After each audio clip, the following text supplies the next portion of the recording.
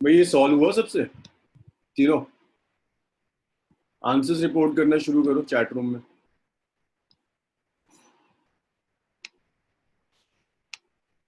तीनों का equivalent resistance निकालना है। फर्स्ट आया शेख, तीनों तीनों सीक्वेंस में, फर्स्ट सेकंड थर्ड तीनों जितिन, निशान, नीतीश, तीनों part, first circuit, second circuit, third circuit, तीनों का इक्विवेलेंट रेजिस्टेंस निकालो। शुरू के दो सर्किट्स तो बहुत आसान है, थर्ड में थोड़ी सी प्रॉब्लम होगी। वो सिर्फ शमाज और आयशा का है, बाकी लोग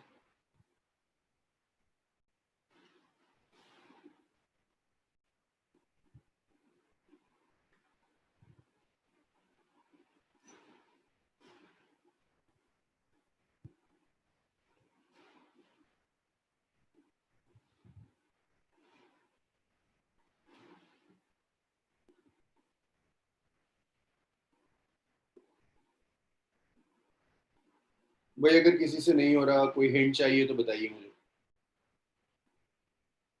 हालांकि फर्स्ट टू पार्ट्स में किसी हिंट की जरूरत नहीं, थर्ड पार्ट में शायद जरूरत पड़ जाए। फर्स्ट टू तो ट्रिवियल है।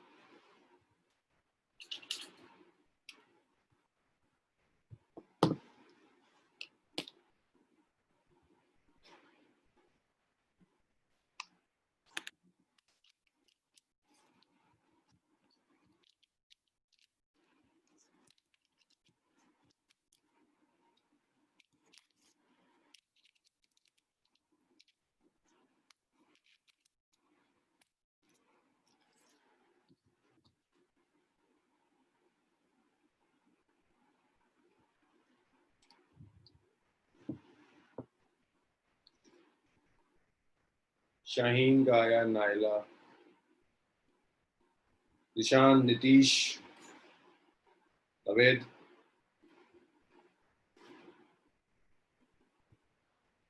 सुबह सुबह न्यूमेरिकल करोगे जरा दिमाग खुलेगा।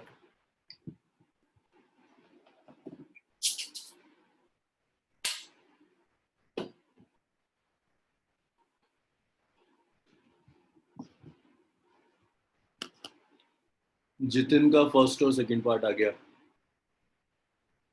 थर्ड और ट्राई करो जितिन।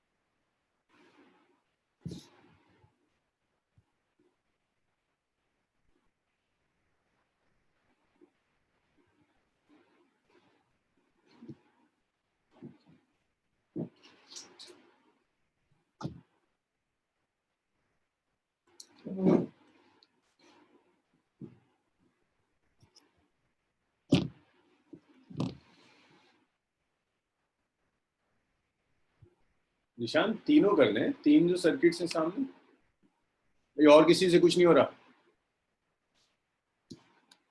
रेहान, विद पहले इसे सॉल्व करो, फिर इसे सॉल्व करो, फिर ये सर्किट सॉल्व होगा।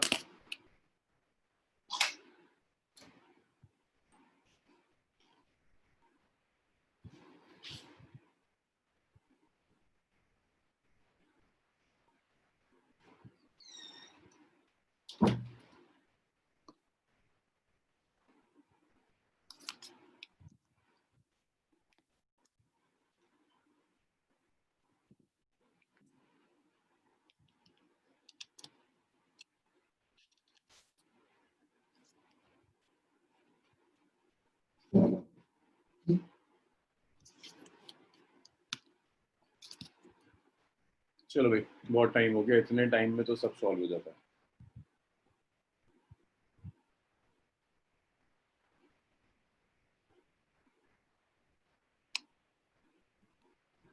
ओके,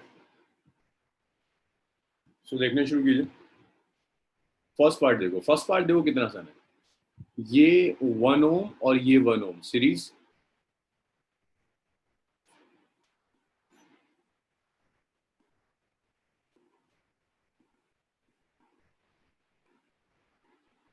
देखिए जरा आंसर्स चेक कीजिए, जितने लोगों के भी आंसर्स हैं।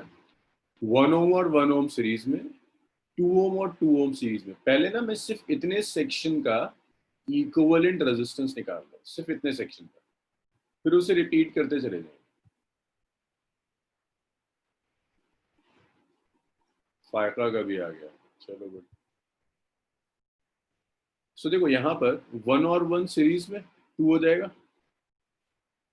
2 और 2 सीरीज में 4 हो जाएगा। तो इस पूरे के रेजिस्टेंस को मैं R1 कह देता हूँ। तो यहाँ जो R1 होगा ना, first part, this is first part, यहाँ जो R1 होगा, ये देखो 1 और 1 सीरीज में हो गया, तो ये 2 हो गया, 2 और 2 सीरीज में हो गया, ये 4 हो गया। तो R1 is simply parallel combination of 2 and 4. So 2 into 4 by 2 plus 4, 8 by 6, ये आ गया 4 by 3 ओम। तो देखो ये जो पूरा सेक्शन है, इसका रेजिस्टेंस आया 4 by 3 ओम। सेम सेक्शन ये भी है, इसका भी रेजिस्टेंस होगा 4 by 3 ओम, इसका भी इतना ही होगा और इसका भी इतना ही होगा। चारों सीरीज में लगे हुए हैं। तो आप लिख सकते हैं आर इक्विवेलेंट हो जाएगा 4 इंटू 4/3। तो आर इक्विवेलेंट हो जाएगा 16/3। फर्स्ट पार्ट में मुझे प्रॉब्लम्स बताइए, किसी को इश्यू है? ज्यादातर लोगों का आंसर हो गया था।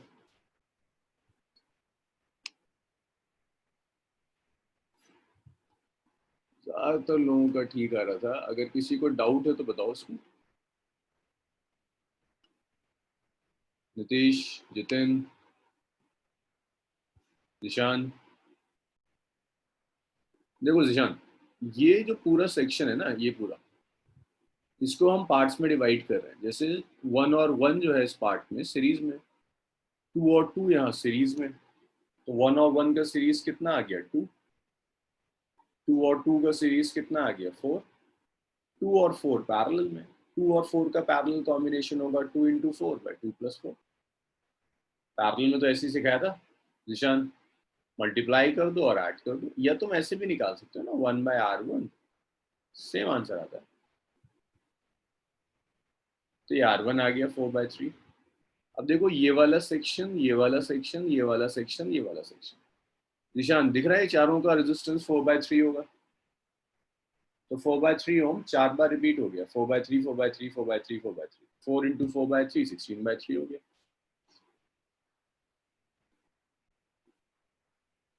सेकेंड पार्ट देखो यार, ये तो बड़ा सीधा सा है, ये तो सब सीरीज में लगे हुए हैं, तो सीधा सीधा सीरीज है, तो कोई ब्रांचिंग नहीं है। तो 1 2 3 4 5, R 5 बार सीरीज में। तो R equivalent is R plus R plus R plus R plus R। ये एनसीईआरटी की प्रॉब्लम्स है जो सीरीज पैरेलल कॉम्बिनेशन। 5R आ गया, इतना लिख लीजिए, फिर नेक्स्ट पार्ट करेंगे। इतना लिखिए, उसके बाद करते हैं लास्ट पार्ट। फिर 3.21 देखते हैं कि 3.21 कैसे होगा।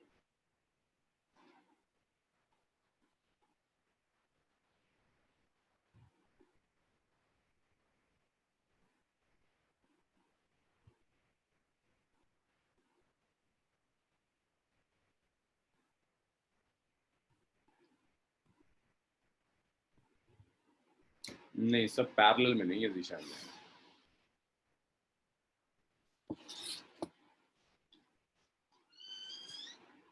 इसे रब कर दूं? इतना लिख लिया सबने? आमिर,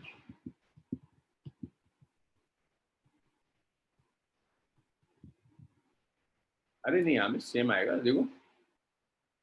1/2 प्लस 1/4 कितना आ जाएगा? 4 एलसीएम आ जाएगा। 2 + 1 3/4 आ गया। ये तो 1/R1 आया ना आमिर। R1 कितना हो जाएगा? 4/3। चलो ये सबने लिख लिया, मैं इसको रब कर रहा हूँ थर्ड पार्ट पर। ये इनफाइनाइट सर्किट प्रॉब्लम इंपॉर्टेंट होता है, इसे जरा ढंग से दीजिएगा वरना ये शायद परेशान करेगा। देखो नॉर्मल जो सीरीज और पैरेलल का मेथड है वो यहाँ यूजफुल नहीं होगा। यहाँ इंफिनिटी तक जा रहा है, दिख रहा है 1 1 1 1 1 1, और ये 1 1 1 1 1 1 रिपीट करते करते करते करते ये सारा सिस्टम इंफिनिटी तक चला गया, पूरा कॉम्बिनेशन इंफिनिटी तक जा रहा हो। तो यहाँ सॉल्व करने का तरीका है, आप इसे जनरल सीरीज और पैरेलल वाले मेथड से नहीं कर पाओगे। आपको यहाँ पर वो टर्म ढूंढनी होगी जो टर्म बार बार रिपीट कर रही है, रिपीटेशन वाली टर्म ढूंढनी होगी।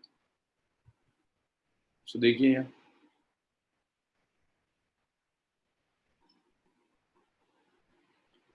तो यहाँ पहला स्टेप होता है स्टेप 1, रिपीटेड टर्म ढूंढनी। तो ये आपने, ये जो टर्म है ये इनफाइनाइट टाइम्स रिपीट कर रही है, इनफाइनाइट टाइम्स रिपीट कर रही है, तो आपने रिपीटेशन वाली टर्म ढूंढी। अब इसके बाद इस पूरे सिस्टम, और यहाँ पर ये सेल कह रहा है 12 वोल्ट का, तो यहाँ पर आप सेल लगा दो अपनी मर्जी से, 12 वोल्ट का सेल है, 12 वोल्ट का सेल है और 0.5 ओम का इंटरनल रेजिस्टेंस। तो ये जितनी रिपीटेशन वाली टर्म है इस पूरे का रेजिस्टेंस आपने आर एज्यूम कर लिया।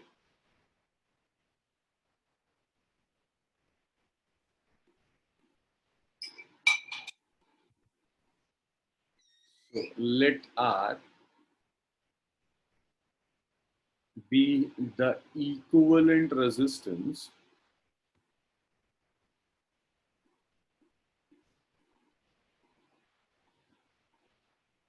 of circuit। जो पूरा सर्किट है, इस सर्किट का इक्विवेलेंट रेजिस्टेंस आपने आर ले लिया, पूरे का इक्विवेलेंट रेजिस्टेंस आर। अब जो रिपीटेशन वाली टर्म है उसे एक बार और कनेक्ट कर दो।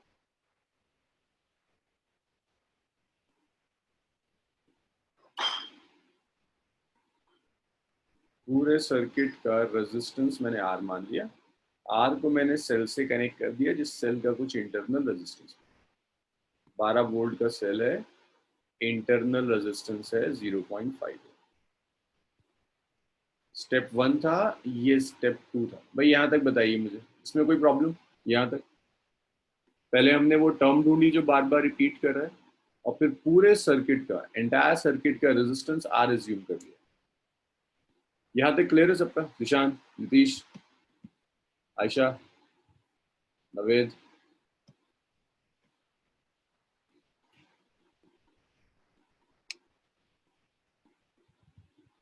चलो अब इसके बाद मुझे एक बात बताइए, ये टर्म इनफाइनाइट टाइम्स रिपीट कर रही है, ये वाली इनफाइनाइट टाइम्स होंगी। हाँ जिशान, इक्विवेलेंट रेजिस्टेंस निकालना है ना, अभी रख देंगे वैल्यू। अभी इक्विवेलेंट रेजिस्टेंस आर तो पूरे सर्किट का इक्विवेलेंट रेजिस्टेंस है जो आपको कैलकुलेट करना है। आर ये 1 ओम नहीं है, इस पूरे सर्किट का इक्विवेलेंट रेजिस्टेंस है यार। निशान मुझे एक बात बताओ, ये जो टर्म है, ये वाली टर्म कितनी बार रिपीट हो रही है? निशान ये 1 1 और 1 का जो कॉम्बिनेशन है कितनी बार रिपीट हो रहा है?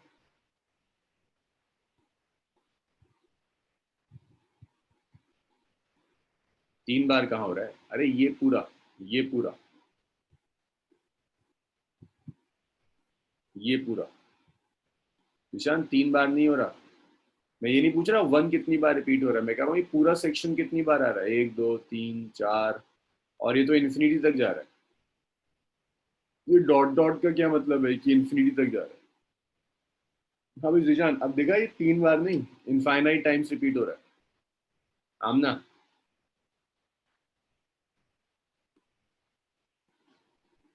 पहले तो इतना दिखना चाहिए कि इनफाइनाइट टाइम्स रिपीट हो रहा है। अब एक बात बताओ, अगर मैं इसमें एक रिपीटेशन वाली टर्म और ऐड कर दूं, स्टेप 3 देखो, अगर इन्फिनिटी में मैं 1 ऐड कर दूं तो क्या होगा? चेंज हो जाएगा, इन्फिनिटी बचेगा? अगर कोई चीज इनफाइनाइट टाइम्स ऐड हो रही है, उसमें मैंने 1 और ऐड कर दिया, तो क्या टोटल ओवरऑल चेंज आएगा, इन्फिनिटी बचेगा? स्टेप 3, सो ऑन एडिंग, बस यही लॉजिक है इसका, वन मोर repeated term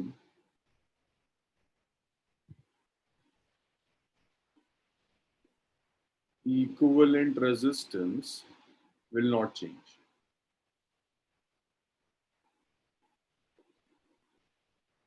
बस एक ये लॉजिक हम यूज करेंगे कि अगर मैं एक रिपीटेशन टर्म और ऐड कर दूं, इक्विवेलेंट रेजिस्टेंस पर कोई इफेक्ट नहीं पड़ेगा, इक्विवेलेंट रेजिस्टेंस चेंज नहीं होगा। सो मैंने क्या किया, ये जो आर था, आर के साथ एक रिपीटेशन वाली टर्म और ऐड,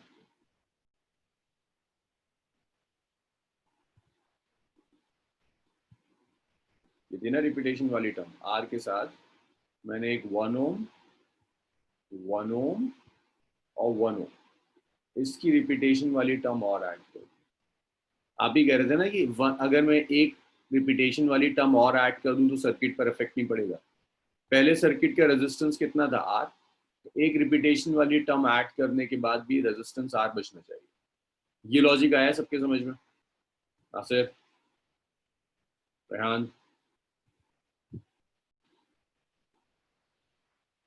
कि अगर मैं इसमें एक रिपीटेशन वाली टर्म और ऐड कर दूं तो सर्किट पर कोई इफेक्ट नहीं पड़ा, that means it should remain R. Nitesh, तो अगर किसी को प्रॉब्लम है इसमें तो बताइए। बस ये ऑलमोस्ट कंप्लीट हो गया, इस लॉजिक के बाद तो चीजें बहुत स्ट्रेट फॉरवर्ड हो जाती। शमीम, शिबा,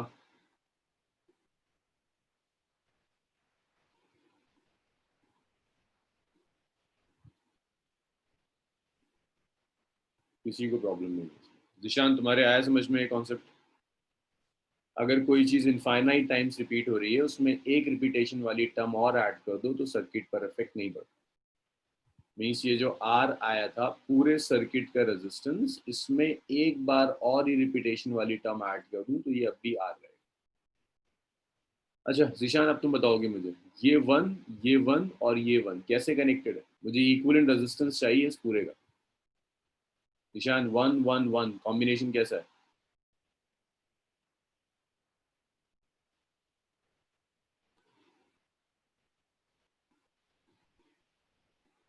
अभी जिशान, वन वन और वन कॉम्बिनेशन, अरे नहीं, ये 3 1, देखो यहां से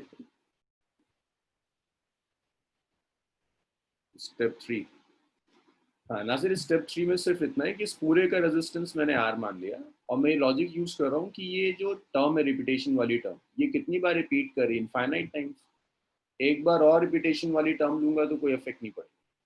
तो इस पूरे सिस्टम का रेजिस्टेंस आर था, जो टर्म रिपीट कर रही थी वो मैंने एक बार और ऐड कर दी, ऐड करने के बाद रेजिस्टेंस अब भी आर। हाँ, इन तीनों का जो कॉम्बिनेशन होगा 1 1 1 सीरीज में, तो इन तीनों का कॉम्बिनेशन 3 ओम हो जाएगा। R, which is equal to R. भाई यहाँ तक बताइए, मुझे कोई डाउट है किसी को?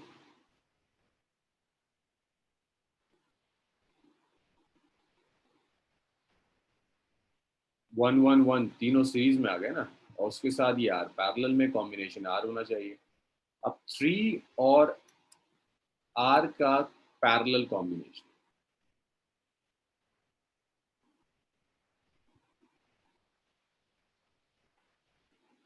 3 और r का जब आप पैरेलल कॉम्बिनेशन लोगे, 3 और r का पैरेलल कॉम्बिनेशन आप लोगे 3 into R divided by 3 plus R which is equal to, और ये कितना होना चाहिए, that should be equal to are.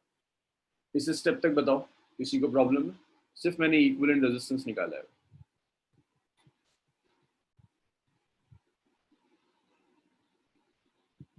आमना, नवेद, नासिर,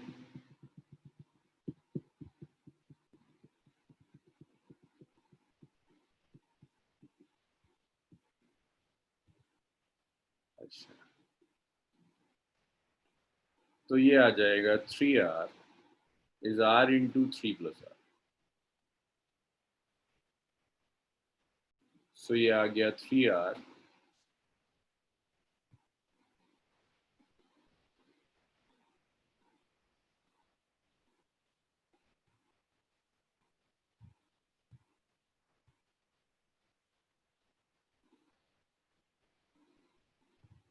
कुछ गड़बड़ कर रहा हूँ मैं?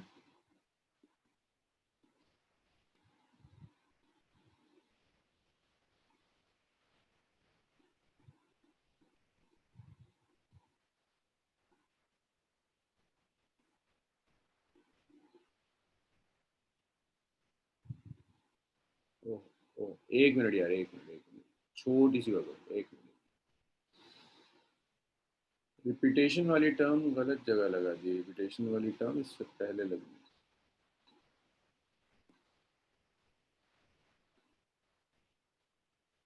सॉरी यार, इस पूरे सर्किट का रेजिस्टेंस हमने आर लिया था ना, तो ये आर है, ये रिपीटेशन वाली टर्म है, रिपीटेशन वाली टर्म गलत जगह लगा दी। ये है ना रिपीटेशन वाली, और उस पूरे का रेजिस्टेंस आर है, ये आर, ये वन, ये वन, ये वन। सॉरी, ये समझ में आया क्या गड़बड़ हुई थी? इस पूरे सर्किट का रेजिस्टेंस मैंने आर लिया, रिपीटेशन वाली टर्म ये है, तो ये रिपीटेशन वाली टर्म ऐसे ऐड होगी इसमें, और टोटल रेजिस्टेंस अब भी कितना रहेगा, आर। ये क्लियर हुआ यहाँ तक? वो मैंने गलत ले लिया था, वो रिपीटेशन वाली पूरे का रेजिस्टेंस आर लिया है ना, तो ये आर है, इसके साथ एक रिपीटेशन वाली टर्म और ऐड कर दी तो रेजिस्टेंस आर हो जाएगा। अब देखिए आर और वन कैसे कनेक्टेड है पैरेलल में, R and 1 ohm in parallel. तो आर और 1 ओम का पैरेलल होगा R into one by R plus one, तो ये आ गया R by R plus one. R और वन का पैरेलल हो गया R by R plus one, तो इन दोनों को हटा दिया आपने, एक सिंगल रजिस्टर लगा देते हैं, R by R plus one, ये 1 ओम, ये 1 ohm which is equal to R. अब देखो ये 1 ओम, ये R by R plus one, और ये वन, तीनों सीरीज में, तो 1 plus R by R plus one plus one series में है which is equal to R. So ये आ गया R plus one, LCM R plus one है तो ये भी आर प्लस वन होगा, plus R plus one is equal to R. तो R R R, 3r plus two by R plus one is equal to R.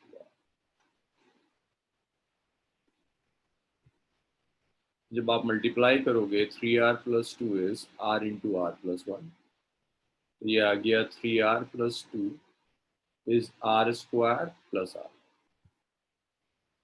तो simple सी quadratic equation बनकर आ जाएगी, इन सबको लेफ्ट में ले जाओ, तो 0 is R square plus R minus 2r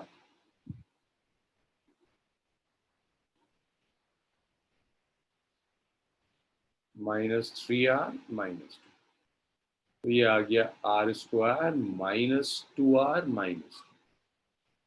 सो ये इक्वेशन है, क्वाड्रेटिक इसे सॉल्व करना है, 2r minus two equal.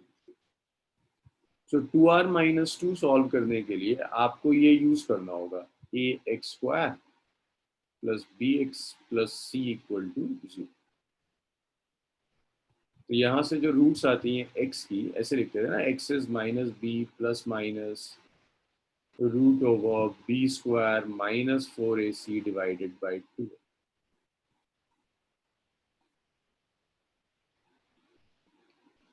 B की वैल्यू रख दो, बी की जगह कितना है -2, सी की वैल्यू रख दो -2, so R is minus of -2, B की जगह -2 ले लिया, plus minus root over B square, B कितना है -2 का square is 4, -4ac, a is 1, c is -2,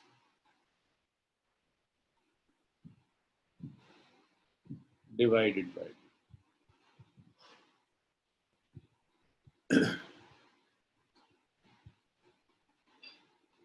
सो ये r आ गया -2 प्लस माइनस, ये 4 हो गया और ये 8 हो गया, 12 बाई,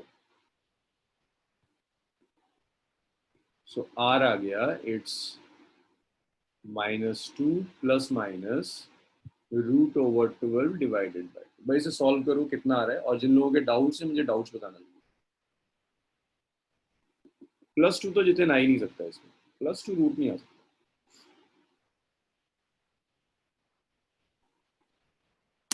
देखिए एनसीईआरटी की प्रॉब्लम है, इंपॉर्टेंट क्वेश्चन समझा जाता है, जिसे नहीं आ रहा दोबारा बताइए।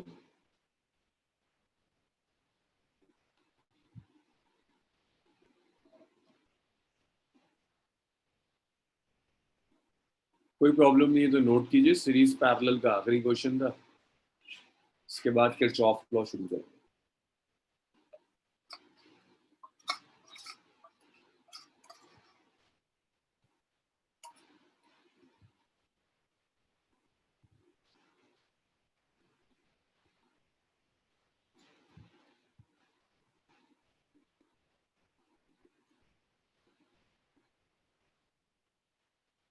अच्छा हाँ, ठीक कह रहे हो जी,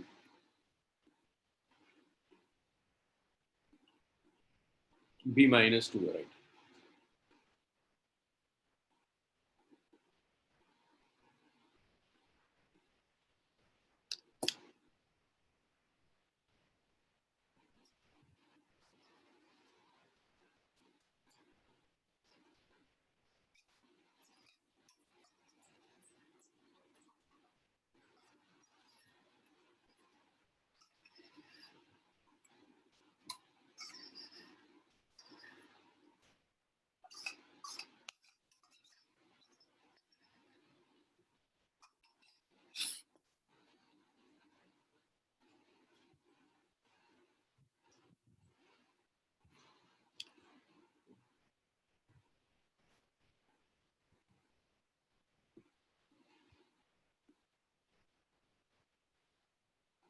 ठीक है जतिन भाई, और आंसर्स बताओ।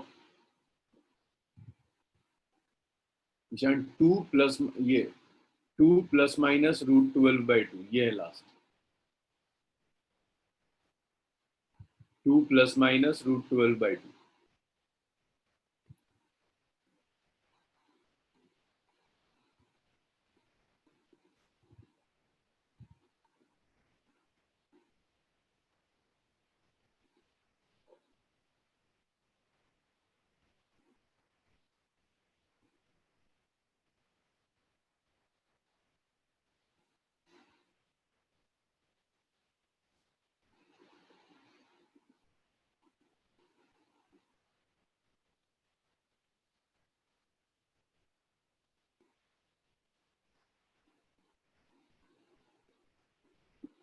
तो देखो R इज +2 प्लस माइनस √12/2, तो यहाँ जो रेजिस्टेंस होगा,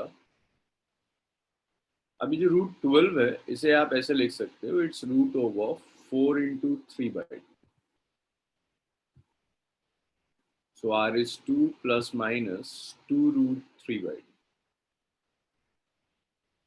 सो देखो ऊपर से 2 कॉमन ले लो, ये आ गया 1 प्लस माइनस √3/2 डिवाइडेड बाई 2 से 2 प्लस कैंसिल हो गया, R इज 1 प्लस माइनस √3।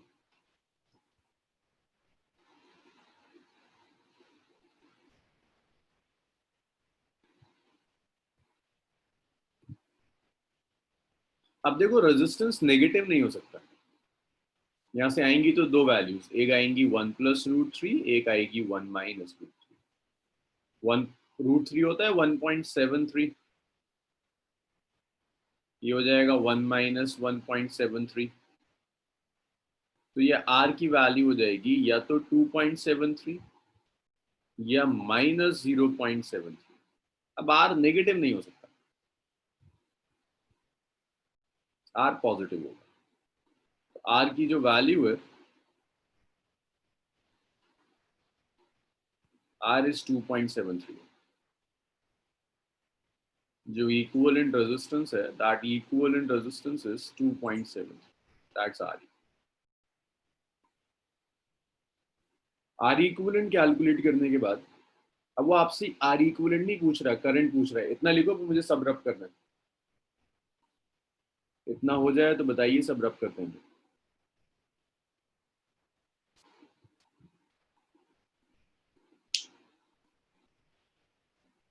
निशान और रब, इतना लिख लो तो बताओ उसको रब करते हैं।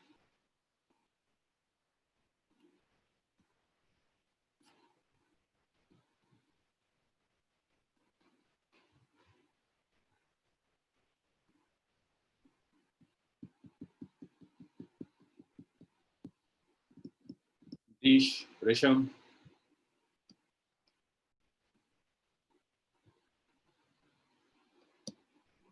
माज,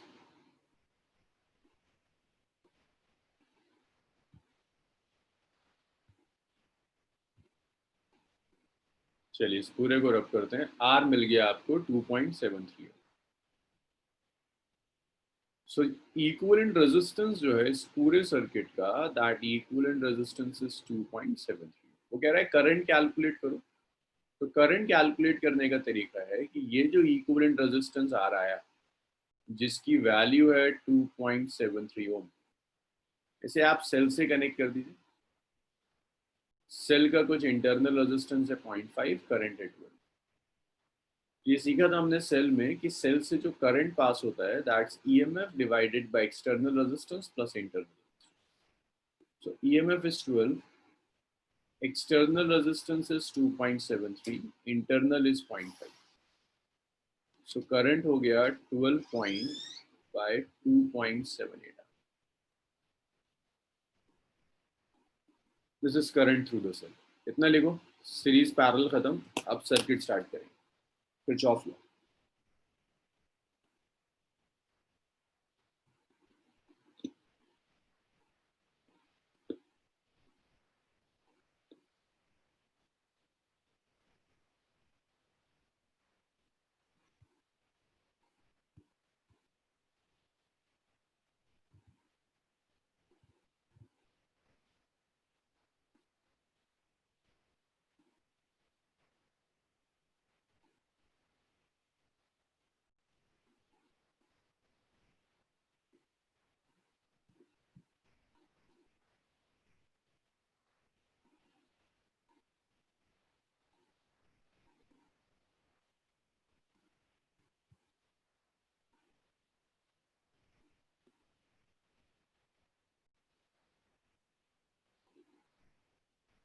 मैं लिख लिया सबने, इसको रब कर दें।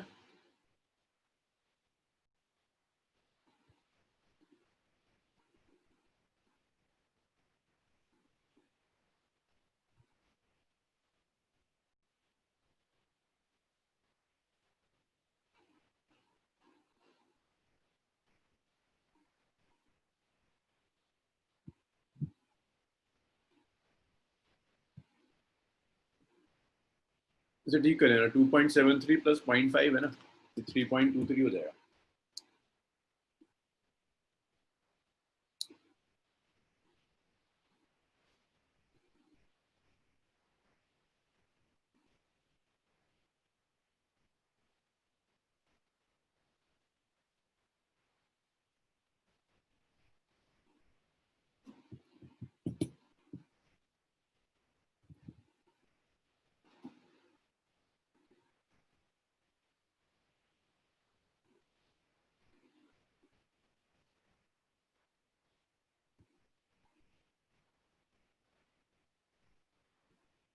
Okay, series and parallel combination खत्म हुआ। नेक्स्ट देखिए किरचॉफ लॉ।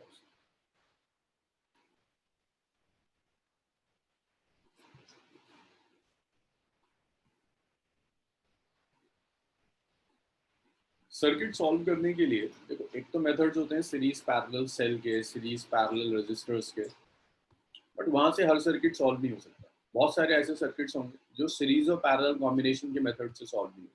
उन्हें सॉल्व करने के लिए आपको कुछ और चाहिए, दैट इज किरचॉफ।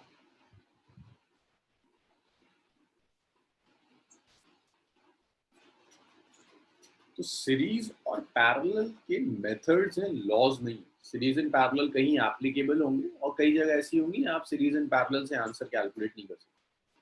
जैसे बहुत छोटा सा एग्जांपल है, अगर मैं आपको ऐसा कोई सर्किट दे दूं,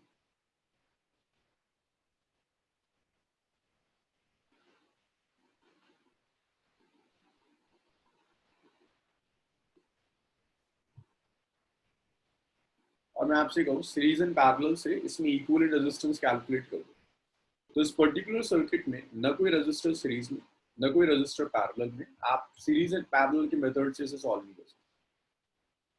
इसे सॉल्व करने के लिए आपको कुछ लॉस चाहिए, उन लॉस को किरचॉफ लॉस कहते हैं। तो आपके सिलेबस में एक मैक्सिमम, एक मेजर वेटेज होता है Kirchhoff law. Like current electricity, ये जो चैप्टर है इस पूरे का वेटेज है 7 मार्क्स, इसमें से 3 मार्क्स किरचॉफ लॉ के लिए रिजर्व। तो देखिए किरचॉफ लॉज में क्या हो, किरचॉफ ने दो लॉस दिए। पहला लॉ है, उसे कहते हैं किरचॉफ करंट लॉ। इसकी फुल फॉर्म हो जाती है केसीएल।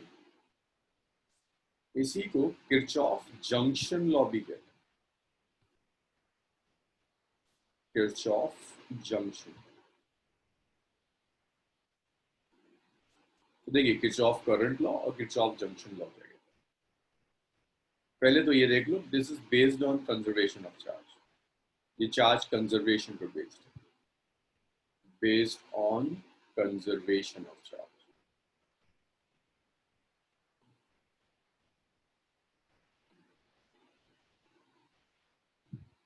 बहुत सिंपल सा रूल है, कहता है अगर एक जंक्शन है, जंक्शन का मतलब वो पॉइंट जहां कुछ करंट एंटर कर रहा हो, कुछ करंट बाहर जा रहा हो।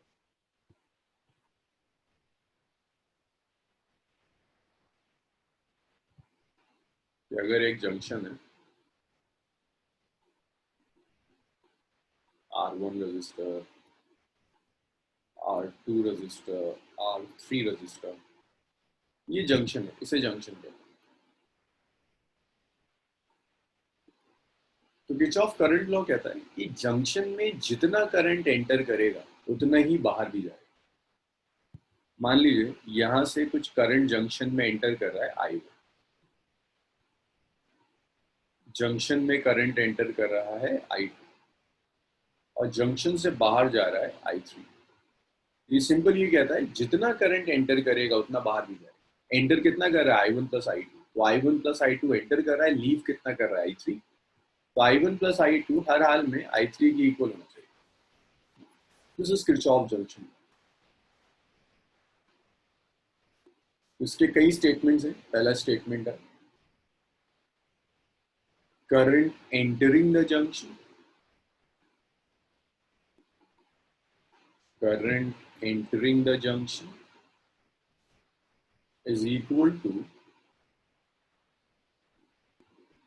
current leaving the junction.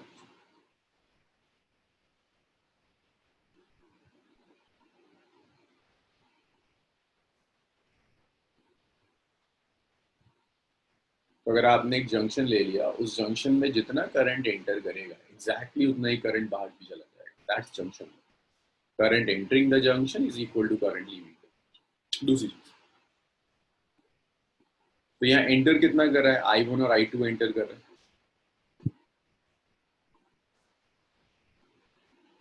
Junction से बाहर कितना जा रहा है I3 जा रहा है। so I1 plus I2 should be equal to I3।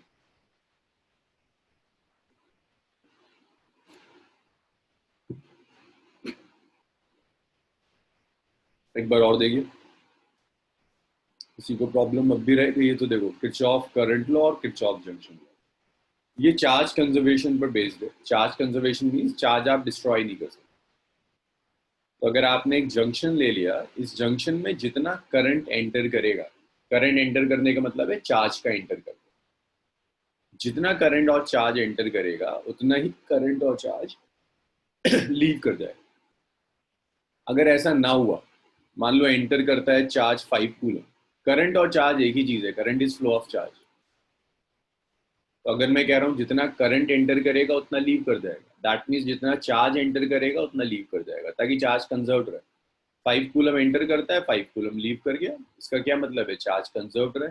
तो फायदा आप जो पूछ रही है उसका आंसर यही है, conservation of charge. Charge conserve रहेगा, जितना चार्ज एंटर कर रहा है एग्जैक्टली उतना लीव कर जाएगा। और करंट कंजर्व रहेगा, जितना करंट एंटर कर रहा है उतना करंट लीव कर जाएगा। तो एरो से देखो जंक्शन में कितना एंटर कर रहा है, I1 प्लस I2, लीव कितना कर रहा है I3, तो I1 प्लस I2 है। एक स्टेटमेंट और है जंक्शन लॉ। भाई ये स्टेटमेंट समझ में आया यहाँ तक सबको? निशांत, विषम, नीतीश, नितिन?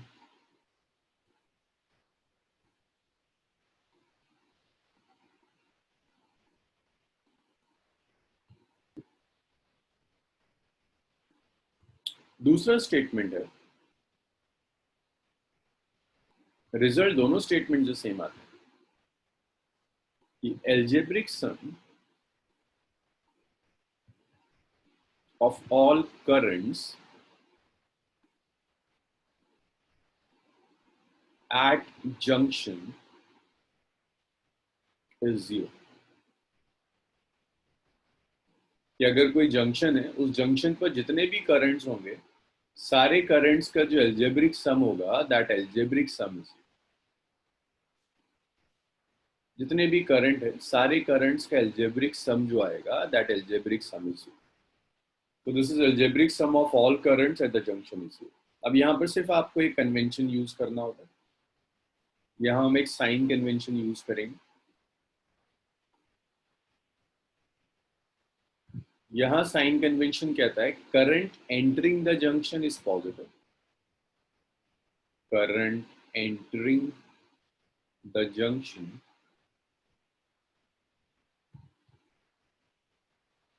Is positive. जैसे यहाँ देखो ये जंक्शन है, I1 I2 एंटर कर रहा है, तो I1 भी पॉजिटिव, I2 भी पॉजिटिव, और current leaving the junction is negative.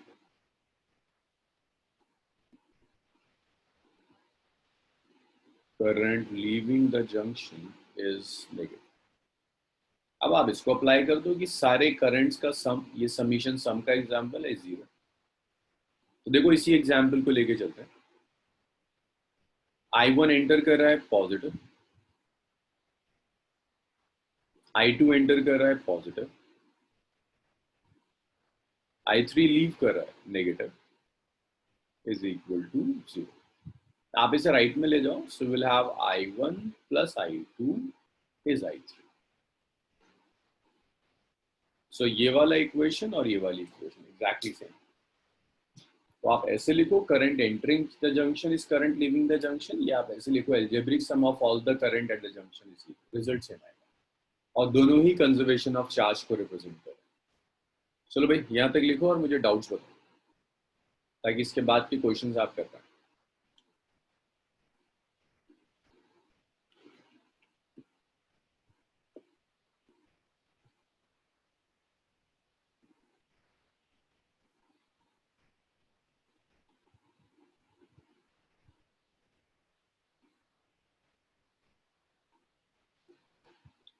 ठीक है आमिर, आप रिकॉर्डिंग देख लीजिएगा जो आपका मिस होगा। Shiba 4th point, first second third fourth, इसकी बात करिए ना शिबा।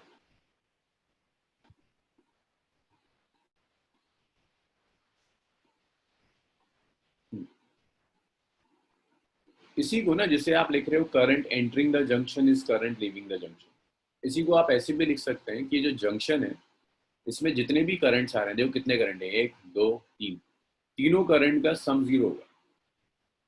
इसी को लिखने का एक तरीका ये भी है, तीनों का सम 0, जितने भी करंट्स आएंगे सबका सम 0। उसको मैंने ऐसे लिख दिया समीशन ऑफ I0। लेकिन सम करने के लिए हम एक साइन कन्वेंशन यूज करते हैं। साइन कन्वेंशन कहता है जो करंट जंक्शन में एंटर कर रहा है उसे पॉजिटिव ले लो, जो बाहर जाएगा उसे नेगेटिव ले लिया। तो जंक्शन में I1 एंटर कर रहा है, इसे पॉजिटिव ले लिया। I2 एंटर कर रहा है, इसे पॉजिटिव ले लिया। I3 बाहर जा रहा है, इसे नेगेटिव ले लिया। तो I1 plus I2 is I3। Shiva.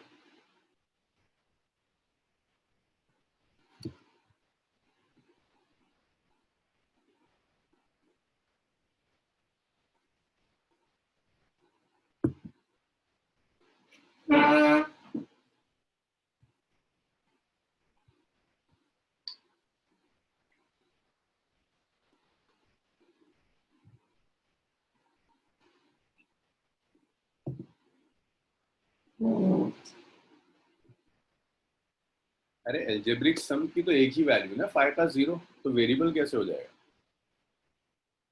Constant है। अब मैं लिख रहा हूँ यहाँ कि 0 है और तो कोई वैल्यू लिखी नहीं, तो वेरिएबल कहाँ से हो जाएगा?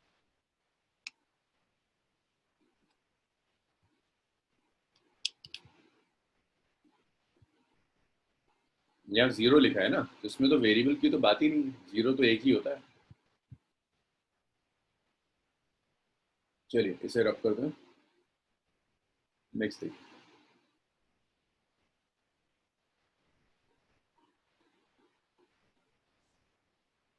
जंक्शन इसमें कई करंट्स एंटर कर रहे हैं।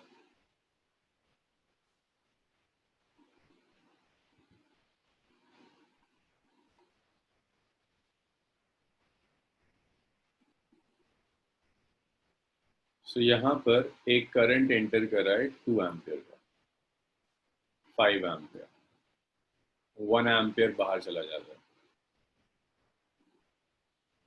आई का नहीं पता, कैलकुलेट करंट है।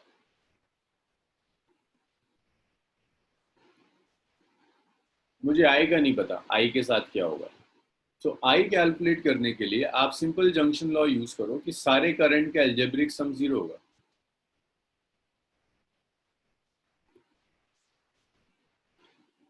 सो जो एंटर कर रहा है, जिशान बताओगे मुझे 2 एम्पियर पॉजिटिव होगा नेगेटिव होगा? जिशान,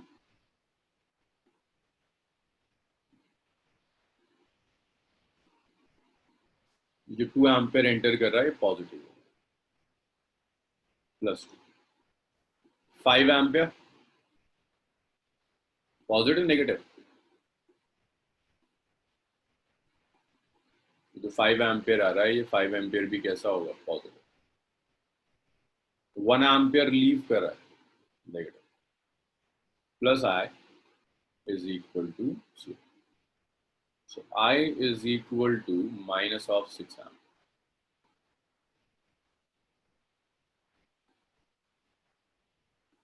देखो अब ये जो माइनस साइन है ना आई में, ये माइनस साइन बता रहा है कि ये आई लीव कर रहा होगा जंक्शन। तो अगर ये जंक्शन है तो आई का साइन ये होगा आउटपुट। 6 एम्पियर का करंट बाहर जा रहा है, नेगेटिव साइन ने ये बता दिया। तो करंट में अगर हम किरचॉफ लॉ सॉल्व करते हैं और कहीं नेगेटिव साइन आता है, तो नेगेटिव साइन का मतलब सिर्फ इतना है कि करंट जंक्शन से बाहर जा रहा है। पॉजिटिव साइन का मतलब है करंट जंक्शन में एंटर कर। इतना लिखो और मुझे बताओ इतना हो जाए किरचॉफ का सेकंड लॉ। सो ये शायद लास्ट ईयर ही क्वेश्चन आया कि किरचॉफ फर्स्ट लॉ किस लॉ पर बेस्ड है? Based on conservation of charge, कि चार्ज डिस्ट्रॉय नहीं हो।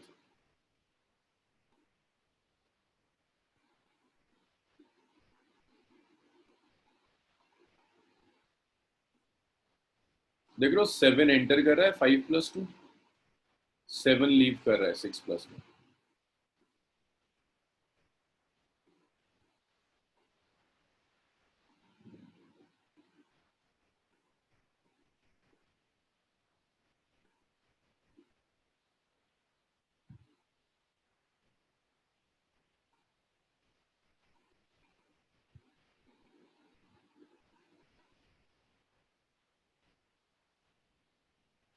चलिए नेक्स्ट देखो, Kirchhoff voltage law, second law है किरचॉफ का, किरचॉफ वोल्टेज लॉ,,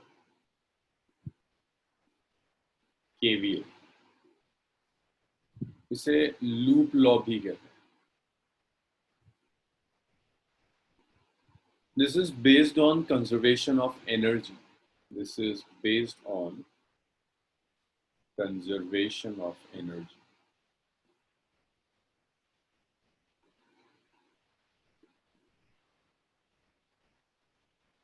ये कंजर्वेशन ऑफ एनर्जी पर बेस्ड। इसका स्टेटमेंट है कि algebraic sum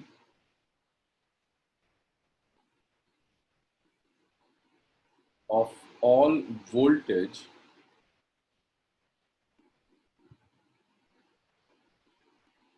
in a closed loop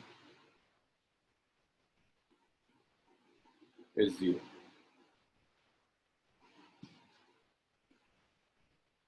हमने लूप का मतलब होता है क्लोज सर्किट।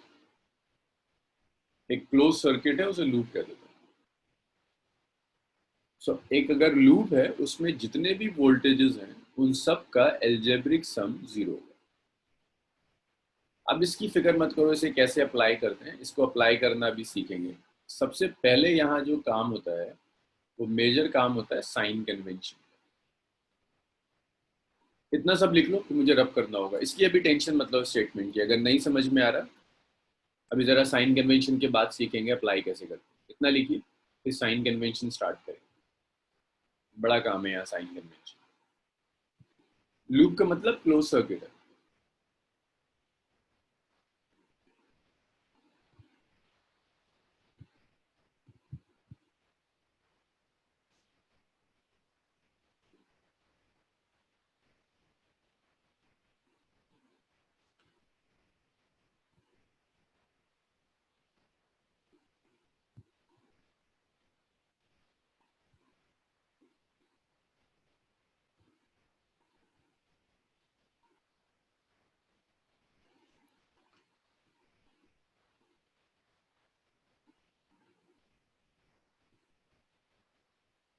सो देखिए यहाँ पर हम एक साइन कन्वेंशन यूज करते हैं।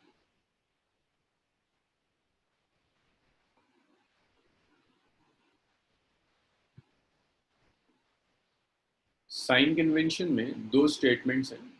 पहला स्टेटमेंट है rise in potential is positive.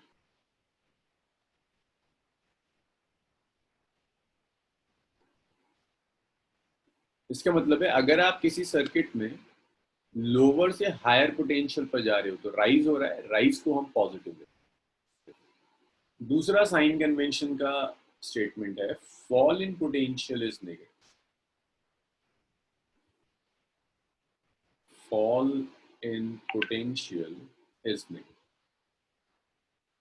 कि अगर आप हाई से लो आ रहे हैं, हाई पोटेंशियल से लो पोटेंशियल पर आ रहे हो तो फॉल हो रहा है।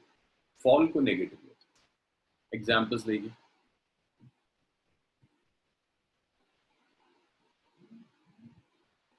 आपने एक सेल ले लिया, EMF of the cell is E, और आप इस सेल में ऐसे मूव कर रहे हो। जो एरो में दे रहा हूँ ये आपके मूवमेंट का डायरेक्शन है। अभी इसकी टेंशन मत लीजिएगा कि मूवमेंट का डायरेक्शन कैसे सेट करते हैं। This is just the direction of movement. मुझे देखकर बता सकते हैं राइज हो रहा है या फॉल हो रहा है? ये राइट साइड में डायरेक्शन ऑफ मूवमेंट है। निशान देखकर पता चल रहा है राइज या फॉल?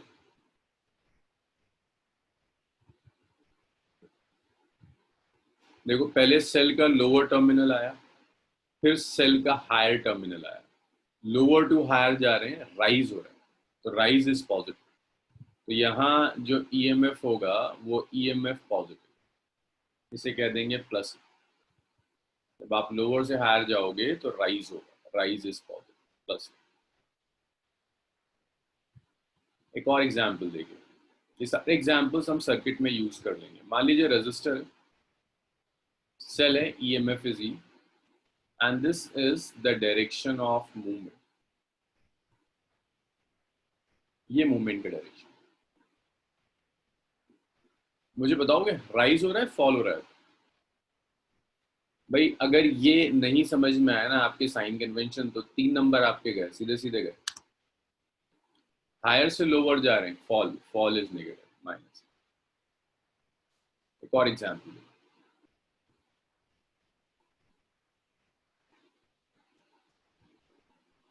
ये रजिस्टर है, रजिस्टर में ये करंट जा रहा है।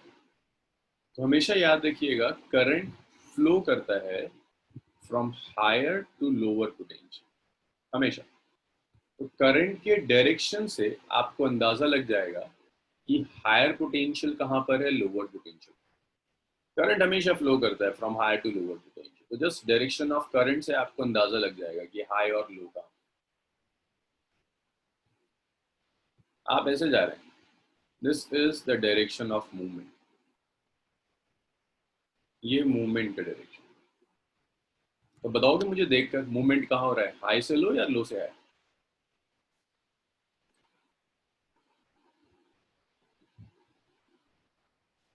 हाई से लो, राइज और फॉल, राइज या fall? Fall, fall is negative. और रेजिस्टर के अक्रॉस वोल्टेज क्या होता है, आई आर, ये नेगेटिव होता है। तो रेजिस्टर के across voltage is minus of I R, so this is negative. एक और दो,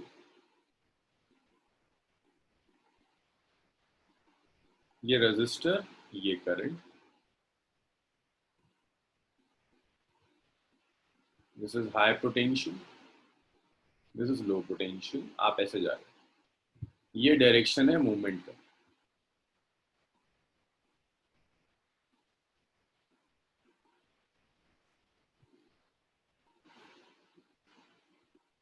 अभी देखकर बताओ जरा क्या हो रहा है, राइज हो रहा है, फॉल हो रहा है? करंट की डायरेक्शन से हाई से लो पता चल गया, हाई कहाँ है, लो कहाँ है। मूवमेंट कहाँ हो रहा है, लो से high, rise, means voltage positive, V is equal to plus I are. इतना लिखिए, फिर देखते हैं इन चीजों को सर्किट में कैसे अप्लाई करते हैं, इक्वेशंस कैसे बनाते हैं।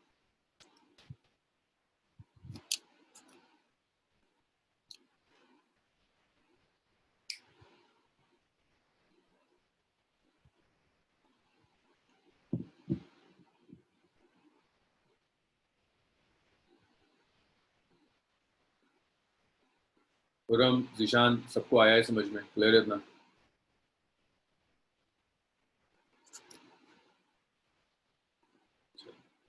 अब एक सर्किट लेते हैं और इन सारे कॉन्सेप्ट्स को उस सर्किट पे अप्लाई करने की कोशिश करें।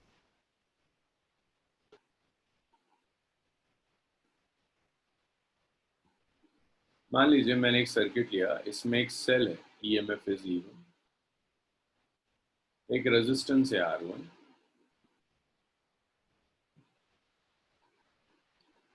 एक और रेजिस्टेंस है R2,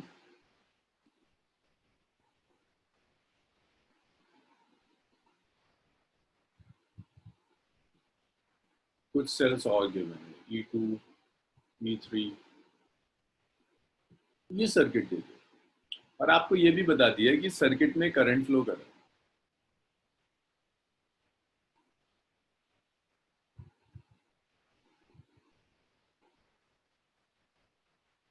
ऐसे कर कर कुछ आई करंट फ्लो कर रहा है।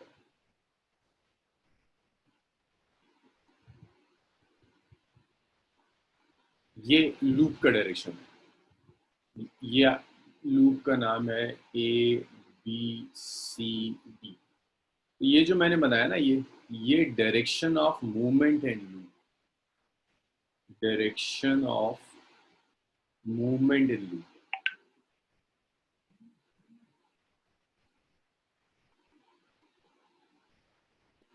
कि लूप में मूवमेंट का डायरेक्शन है।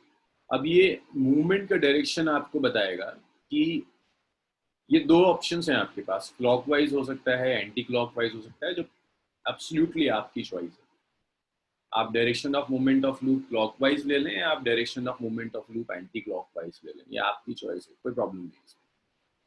तो करंट क्लॉकवाइज भी हो सकता, आप इस, ये करंट का डायरेक्शन है ऊपर वाला, ये मूवमेंट का डायरेक्शन। आप मूवमेंट का कोई भी डायरेक्शन चूज कर सकते हैं, क्लॉकवाइज भी एंटी क्लॉकवाइज भी, आंसर पर कोई इफेक्ट नहीं पड़ेगा। तो पहले मैं लूप ले रहा हूँ, क्लॉकवाइज लूप। क्लॉकवाइज लूप का मतलब है ABCD। फिर कह रहा हूँ ये मूवमेंट का डायरेक्शन आपकी चॉइस है, मैंने यहाँ क्लॉकवाइज लिया, आप इसे एंटी क्लॉकवाइज ले लीजिए, कोई फर्क नहीं पड़ता। ये करंट का डायरेक्शन है सर्किट में। अब जब आप इक्वेशन लिखोगे तो देखो हम A से B जा रहे हैं, दैट मीन्स मेरे मूवमेंट का जो डायरेक्शन है, direction of movement is this, ये मूवमेंट का डायरेक्शन।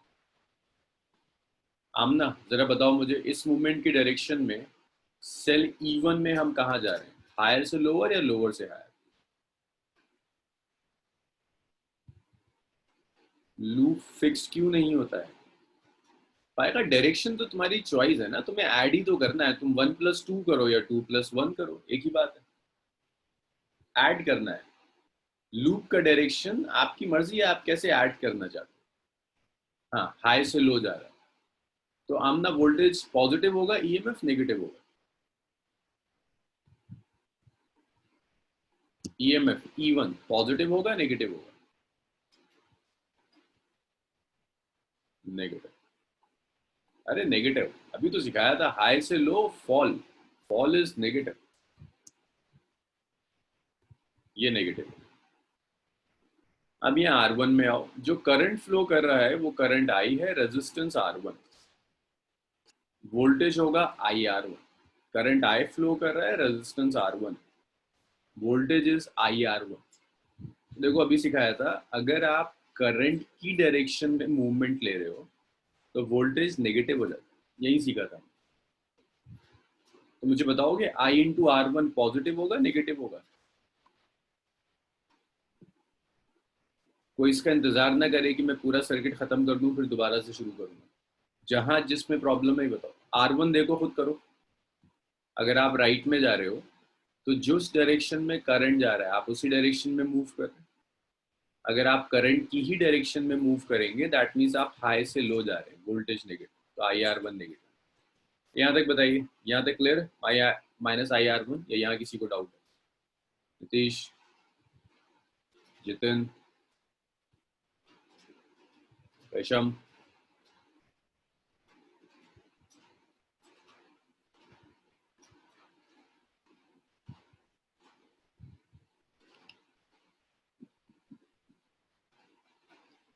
देखिए जिशन, आपको एक लूप दिया है ना, सर्किट दिया हुआ है, इसमें देखो कितने वोल्टेज हैं, एक सेल का ईएमएफ है, रेजिस्टेंस के अक्रॉस वोल्टेज होता है IR, इसके अक्रॉस भी वोल्टेज होगा IR2, सेल का E2 E3।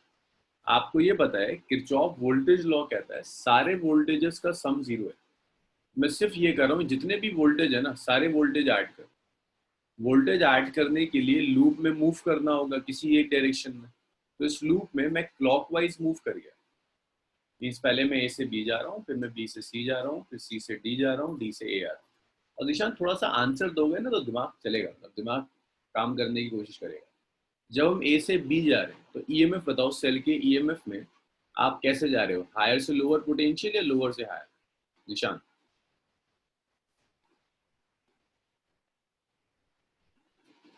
अगर आप सेल में A से हाई से लो जा रहे हैं, हाई से लो का मतलब है फॉल, फॉल नेगेटिव होता है, -E1 लिया इसलिए। निशान ये आया समझ में, -E1।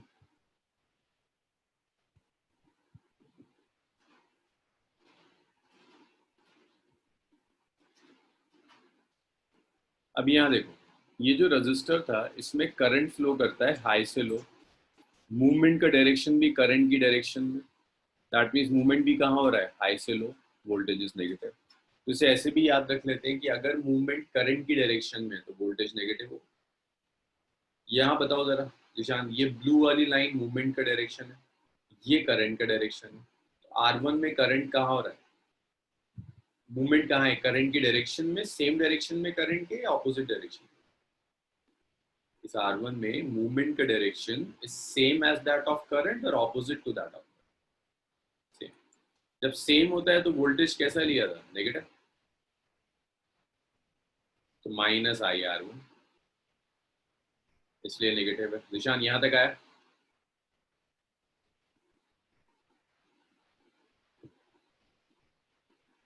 अब ये बताओ जरा मुझे, बी से सी जा रहा है, बी से सी जा रहा है, ये मूवमेंट का डायरेक्शन है डाउनवर्ड्स, बी से सी नीचे जा रहे हैं ना, तो ये मूवमेंट का डायरेक्शन है। अब दोबारा बताओ, मूवमेंट और करंट सेम डायरेक्शन में ऑपोजिट डायरेक्शन में? निशान मूवमेंट एंड करंट, हाँ फुर्रम तुम सही कह रहे हो।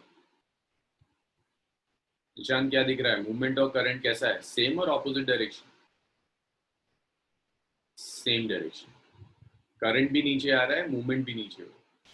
वोल्टेज फिर नेगेटिव होगा, माइनस, इसमें करंट कितना फ्लो कर रहा है? I current, minus I R two. C से डी आ जाओ। जब आप सी से डी जाओगे तो जरा देखना, जरा राइज हो रहा है फॉल हो रहा है सी से डी? जब हम सी से डी जा रहे हैं तो राइज है या फॉल है? राइज। तो rise is positive, plus E two. अगर सी से डी जा रहे हैं तो राइज हो रहा है, प्लस ई टू। अच्छा जरा ये देखो, डी से ए राइज या फॉल?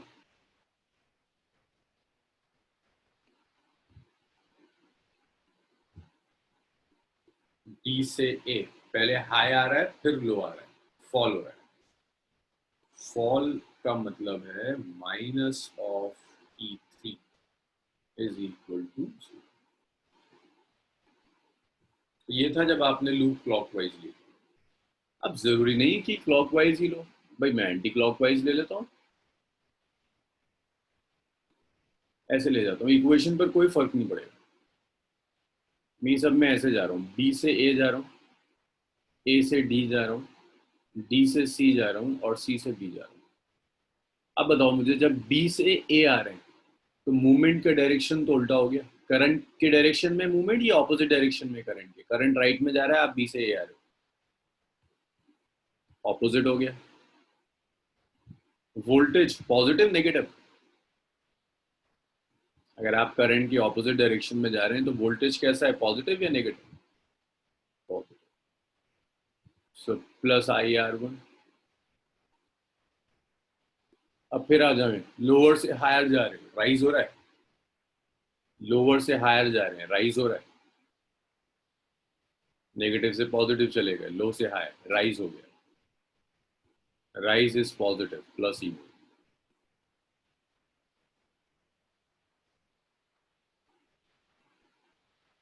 Plus E. अब यहां देखो, ए से डी जा रहे हैं, movement is from A to D.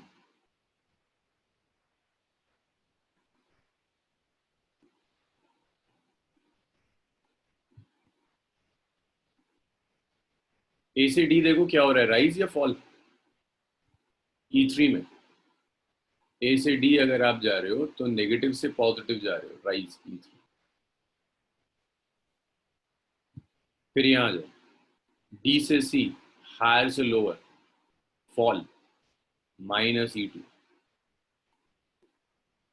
सी से बी करंट की ऑपोजिट डायरेक्शन में, करंट नीचे आ रहा है, हम ऊपर जा रहे हैं, सी से बी ऐसे जा रहे हैं ना ऊपर, सी बी लिखा है ना, इसका मतलब सी से बी ऊपर जा रहे हो। बताना जरा वोल्टेज कैसा होगा आर टू के अक्रॉस, पॉजिटिव नेगेटिव? करंट की ऑपोजिट डायरेक्शन में जा रहे हैं,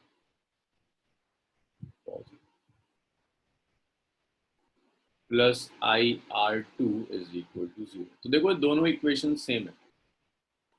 भाई अगर मैं आपसे कहता हूँ एक equation x plus Y is zero, इस इक्वेशन को पूरे नेगेटिव से मल्टीप्लाई कर दो तो दोनों सेम इक्वेशन है। एक नेगेटिव साइन से मल्टीप्लाई करने पर इक्वेशंस में कोई फर्क नहीं पड़ता। सो देखो जरा, इस इक्वेशन में और इस इक्वेशन में सिर्फ एक नेगेटिव का फर्क है। ये माइनस ई वन, यहाँ plus E one, minus I R one plus I R one, minus I R two plus I R two, E two minus E two, minus E three plus E three.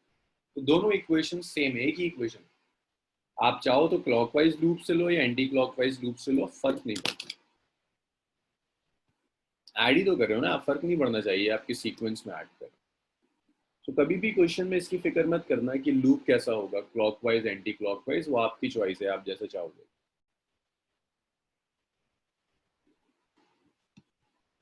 भाई अगर इतना हो गया तो बताइए मुझे।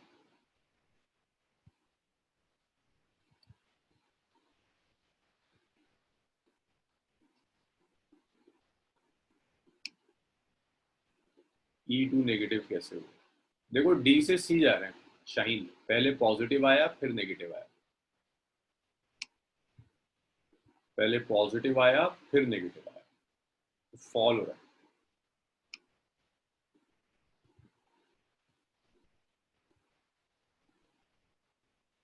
अच्छा एक चीज़ और है, ये बैच बहुत स्लो बैच है, मैं बहुत स्लो लेके चलता हूँ और इसमें मैं एनसीईआरटी के बाहर नहीं जा रहा हूँ। तो मैं कई बार कह चुका हूँ, अगर आप में से कोई ऐसा है जो साथ साथ क्लास में पूरी एचसी वर्मा सॉल्व करना चाहता है या जेई और नीट के प्रीवियस ईयर्स के क्वेश्चंस भी, तो फिर ये एप्रोप्रिएट बैच नहीं है। मंडे वेडनेसडे फ्राइडे वाली जो बैच है उसमें आएगी, वो कंपेरेटिव फास्ट भी है और वहाँ इसका मैं डबल करा रहा हूँ। जितना सिलेबस सीबीएसई का है,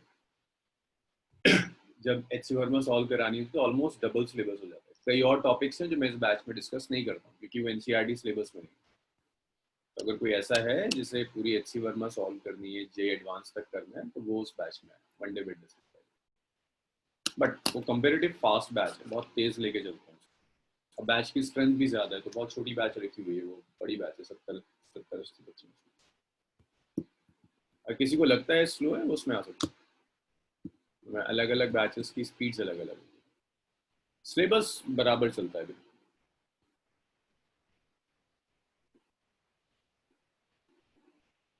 चलिए ये सब लिख चुके हैं, मैं इसको आज यहीं छोड़ रहा हूँ। कल फिर मॉर्निंग 9 AM इसी को कंटिन्यू करेंगे। भाई अगर किसी को समझने में कुछ रह गया, कुछ चीज़ें नहीं समझ में आई, रिकॉर्डिंग देखो, दोबारा रिकॉर्डिंग देखो, फिर वर्कआउट करो।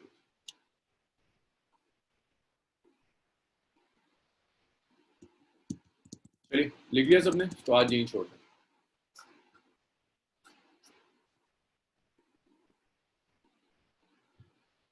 छोड़ दो, अल्लाह हाफिज। Okay Jitin, bye.